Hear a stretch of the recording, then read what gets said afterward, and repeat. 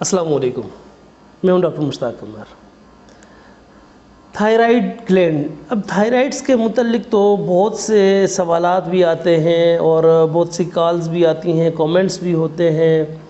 Thyroids के मुतल्लिक मैं पहले भी एक वीडियो बना चुका हूं, थायराइड हाइपोथायराइड, उसकी वीडियो भी एक पहले मौजूद है जिसमें आम घरेलू इलाज मैंने बताया हुआ है।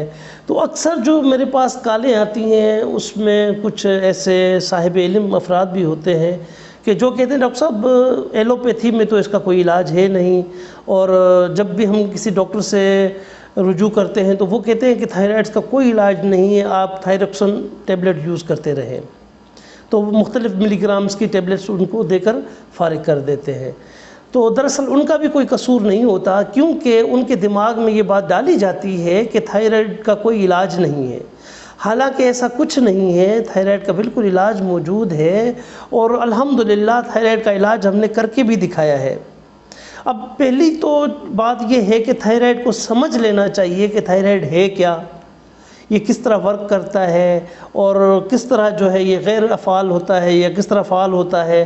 तो गैर फ़ाल होने की सूरत में ये क्या करेगा, फ़ाल होने की सूरत में ये क्या करता है, या ये क्या ये फ़ाल हो सकता है, नहीं हो सकता। तो इसके मुतल्लिक अल्हम्दुलिल्लाह आज मैं पूरा एक कंप्लीट इसका लेक्चर दूंगा और जितनी मेरी हद्दुल मक़दूर कोशिश होगी कि मैं अपनी तरफ से इसको मुकम्मल समझाने की भी कोशिश करूंगा और इसका जो कंप्लीट इलाज है वो इलाज भी बताने की कोशिश करूंगा। तो सबसे पहले बसद एहतराम मैं कुछ अपने इत्बा हज़रात के नाम भी ये वीडियो करूंगा। अब चलते हैं अपने मौजू की तरफ। थायराइड्स है क्या? देखिए, थायराइड्स जो है ये गर्दन की जो हमारी अगली तरफ ये सांस की नाली है, ये सांस की नाली के जो बालाई हिस्सा है, बालाई हिस्से के सामने एक गिल्टी होती है। अब इस गिल्टी को अगर देखा जाए तो ये गिल्टी का वज़न जो है लगभग कोई 50 ग्राम के करीब होता है और इसी का नाम थायराइड ग्लैंड है। इसको अगर हम उर्दू में देखेंगे तो उर्दू में इसका क्या नाम है, क्योंकि इंग्लिश में तो इसका थायराइड ग्लैंड है, लेकिन उर्दू में इसका क्या नाम है? तो उर्दू में इसको हम जो अपनी तिब्बी ज़ुबान में बुलाते हैं वो गुद्दा दरकिया कहा जाता है। ये एंडोक्राइन सिस्टम यानी कि बेनाली वाले जो गदूद होते हैं ये उसी ख़ानदान से इसका ताल्लुक़ होता है। और ये एक और चीज़ मैं यहाँ पर एक आसान सी तरीन इसकी जो तशरीह है वो भी आप लोगों के गोश गुजार करूँगा। आप इसे गुद्दत जाज़बा के अफ़आल वाले गुद्दत में भी शुमार कर सकते हैं। थायराइड जो ग्लैंड है ये एक हार्मोन तैयार करते हैं, जैसे मैं पहले बता चुका हूँ, जिसको हम थायरोक्सिन कहते हैं। जिस्म के खुलियात में मेटाबॉलिज्म यानी कि जो इस्तेहाला के लिए बहुत अहम है, ऑक्सीजन की कैफियत की शरह को खलवी तनफ़ुस के दौरान हरारत की पैदावार पर असरअंदाज होता है। और यही थायरोक्सिन अगर हमें ना मिले तो उस सूरत में बहुत उस पेशेंट को तकलीफ़ होती है। यहाँ एक थोड़ी सी और भी मैं मुख्तसर तशरीह कर दूँ कि थायराइड ग्लैंड का एक और भी हिस्सा है जिसे आप पैराथायराइड यानी कि अंदरूनी जो गुद्दा दरकिया है वही कहते हैं। अब इसको अंदरूनी गुद्दा दरकिया कहा जाता है। ये गुद्दा दरकिया यानी कि थायराइड ग्लैंड के अंदर पैराथायराइड जो अंदर वाली तरफ हो इसके, वो पैराथायराइड होता है। अब ये पैराथायराइड जो गुदद है ये खून में और हड्डियों में, हमारे खून और हड्डियों में कैल्शियम और फास्फोरस, ये कैल्शियम और फास्फोरस की सतह को कंट्रोल करता है। इसी तरह हमारे जिस्म में और भी बहुत से ग्लैंड होते हैं, ख़ासकर जो बेनाली ग्लैंड यानी कि जिसको इंग्लिश में एंडोक्राइन ग्लैंड भी कहा जाता है।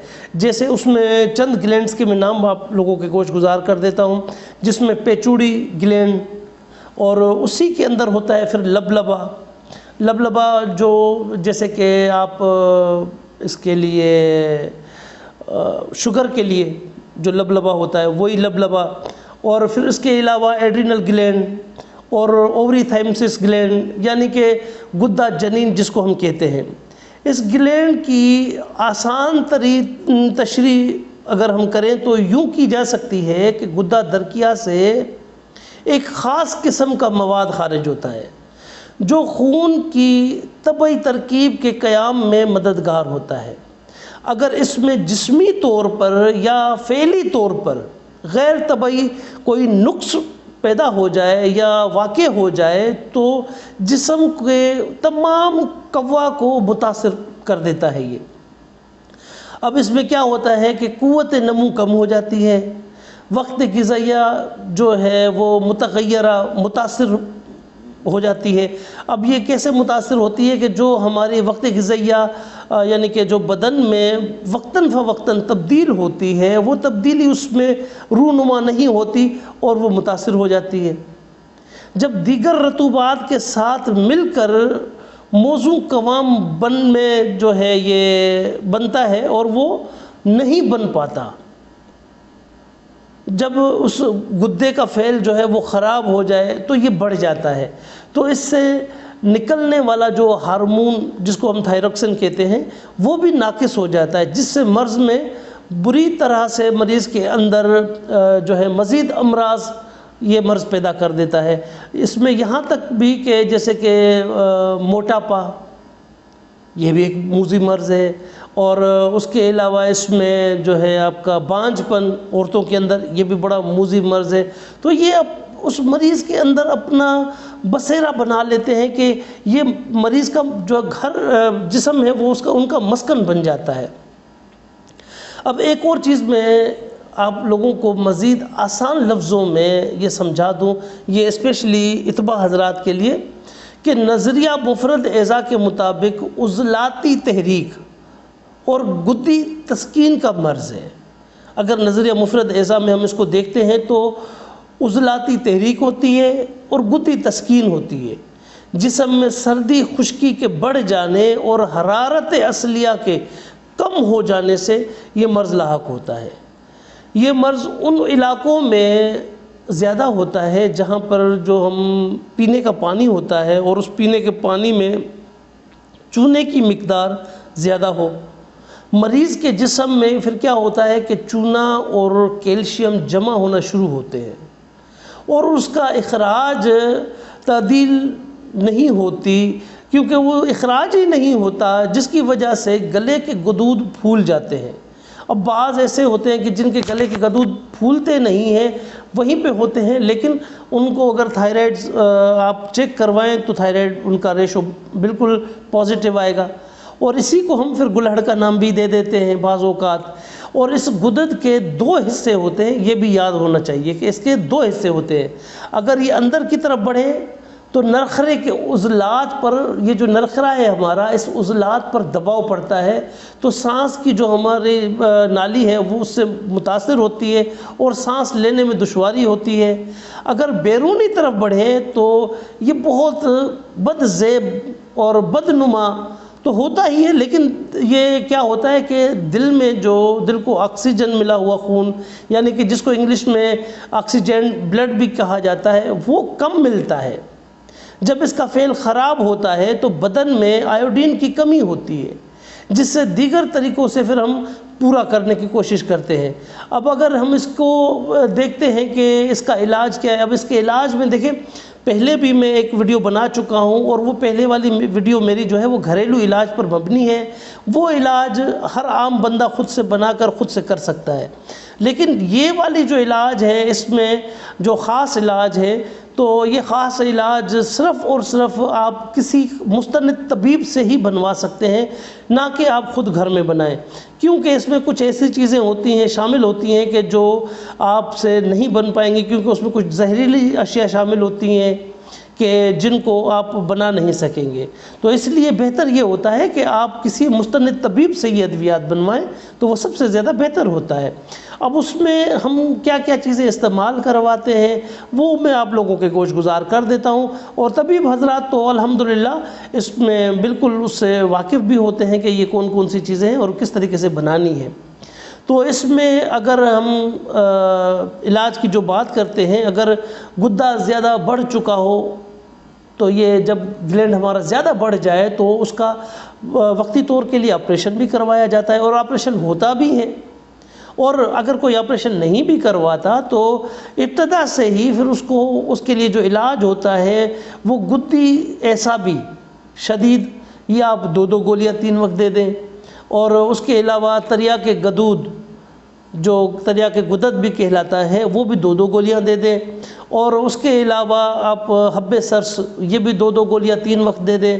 اس کے ساتھ ایک معجون آتی ہے، یہ معجون کا نام ہے دبید الورد، دبید الورد معجون کا نام ہے۔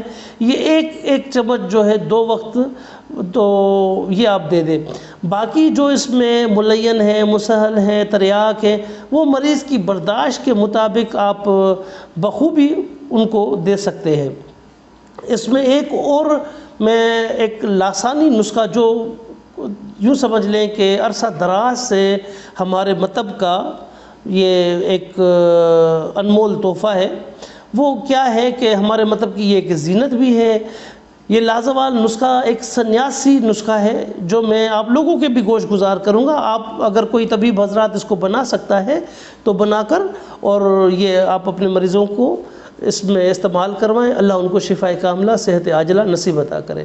اب وہ نسخہ کیا ہے؟ وہ نسخہ ہے آپ 500 گرام نوشادر اور 1 کلو صدف، اب ان کا نمک تیار کریں۔ نمک تیار کرنے کے بعد پھر اس کا ہوائی تیل بنائیں۔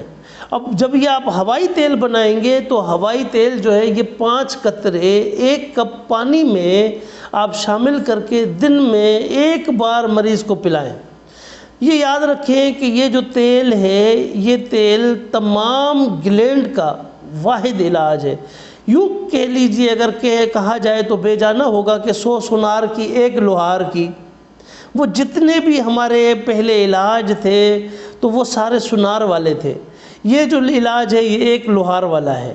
تو وہ 1 لوہار والی جو نسخہ ہے وہ یہی ہے جو میں نے آپ لوگوں کے گوش گزار کیا ہے، اور یہی نسخہ میرے مطب کی زینت بھی ہے۔ تو یہ الحمدللہ میں نے اس کے تھائرائیڈ گلینڈ کے متعلق اپنی جو بھی جتنی بھی میری نالج تھی، اور میں ایک کم علم اور کم عقل بندہ ہوں، تو اپنی عقل اور علم کے مطابق جتنی میری شناخت تھی وہ میں نے آپ لوگوں کے گوش گزار کر دی ہے۔ امید ہے کہ آپ تمام احباب کو میری یہ کاوش ضرور پسند آئی ہوگی، اور مجھ حقیر و فقیر کو اپنی خاص دعاؤں میں ضرور یاد رکھا کریں۔ السلام علیکم۔